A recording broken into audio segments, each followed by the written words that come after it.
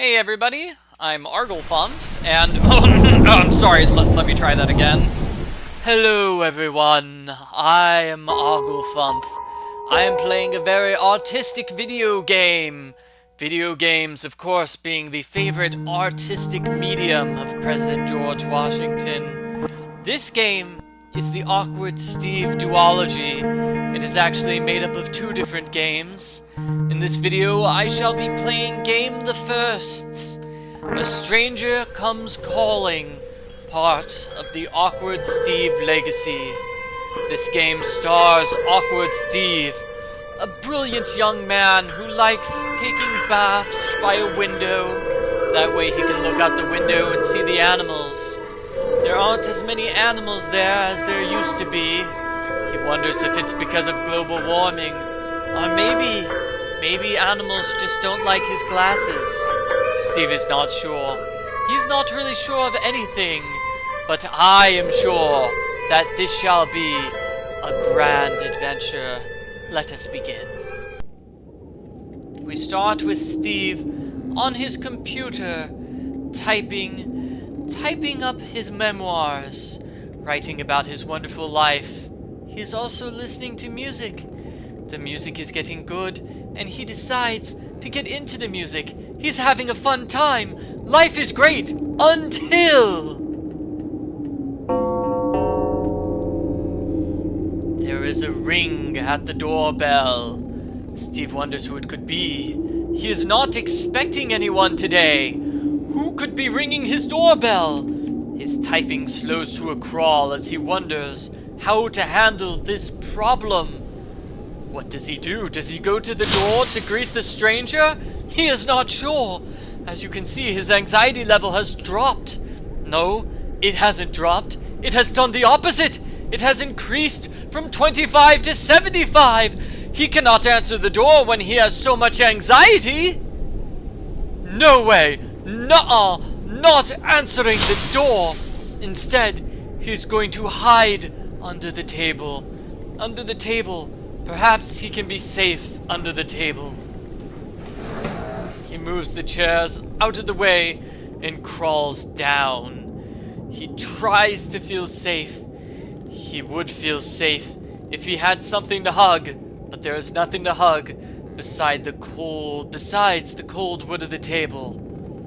The cold wood of the table feels good against his beard, and he thinks, "This was definitely a good idea." Yes, a good idea. But can he spend his entire day under the table? No, perhaps not. Or perhaps he can. Perhaps he can take a nap. He hasn't been able to take a nap in many, many years. Not since his pug. His dear departed pug, Mr. Wigglesworth. Mr. Wigglesworth died when Steve was 3 months old. And ever since then, he has not slept well. And as you can see, he is not sleeping well now. He wears that pug t-shirt to commemorate Mr. Wigglesworth. It makes him remember his beloved pug, the pug that made him feel so happy. Back when life was simpler. Life was better then. There's nothing he can do now, besides go down the hallway and see who is at the door. Sometimes Steve has nightmares about his pug. You see, the dog died right in front of him. He tried to cry for help and say, "Hey, Mom, Dad, save the pug! Mr. Wigglesworth is dying!" But he could not speak because he was only 3 months old. He still blames himself about Mr. Wigglesworth's death, still has anxiety about the death, and as you can see, he has much anxiety now about the door. Can he answer the door? No. No way, Jose. Steve would not answer the door any more than he would sleep without his lucky pajamas. Therefore, he is going to take the wiser course of action and pretend he is not here. He often pretends he's not there, even in places where he's clearly living. Like when he goes to school, he often pretends he's not there. The teacher calls on him. He pretends he's not there. The teacher does roll call. He pretends he's not there. He has lost his perfect attendance record because of that, but it has helped him relieve his anxiety. Unfortunately, his anxiety has gone up because the lights are on. Somebody must know he's outside. Therefore, Steve decides to hit the lights. Can he do it? Can he turn the lights off and therefore hide his existence? Or will hiding his existence prove as futile as his attempt to answer the door? I'm not sure. Steve has landed on his back and he says, "Nailed it!"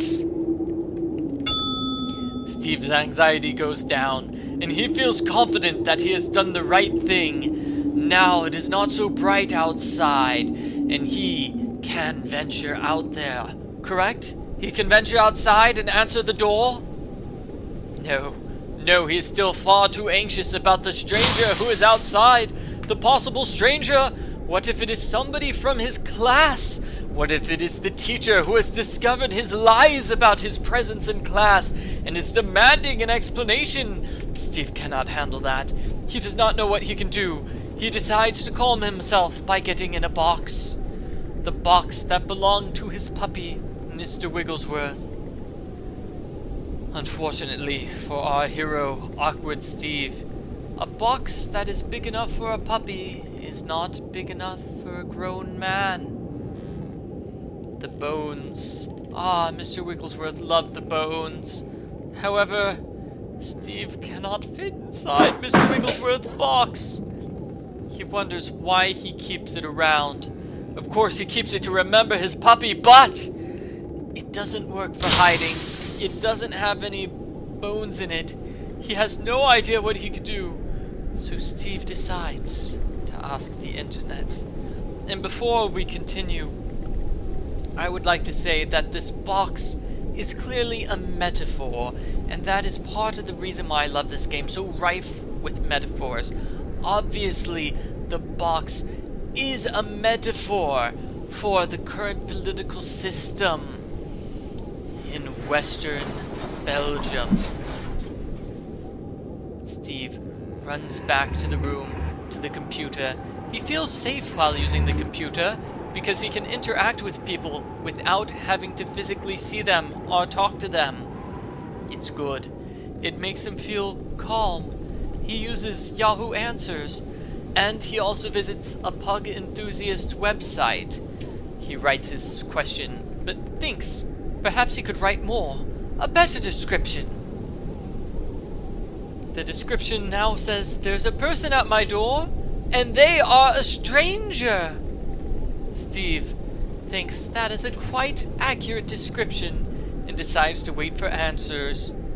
Perhaps his friend from the pug message boards will answer. And now we wait. His friend from the pug message boards is a very nice person. A very nice person indeed. You have received an email. Perhaps that is a message from her now. He prepares himself and reads. The top answer says, "Just answer it, Steve. You got this!" Smiley face. He feels confident. He do got this. A smiley face answer. That's sort of like his friend Adam. Well, Adam isn't really his friend. He only barely knows Adam. He sees Adam in class every now and then. But Steve is too shy to talk to people in class. Like I said, he always pretends he doesn't exist in class. It's so hard to pretend you exist when you actually feel like you don't exist. What is existence anyway? Is it sitting at a computer? Is it the shirt that you wear? People judge you by your shirt and your hat every day, Steve realizes. But none of them judge him fairly. None of them judge him fairly. He wonders, is it worthwhile to participate in class, to interact with the other people? Will they perhaps someday treat him fairly? Will he someday get up the courage to answer the door? No, he's not as anxious as he was, but he is still not brave enough to answer the door.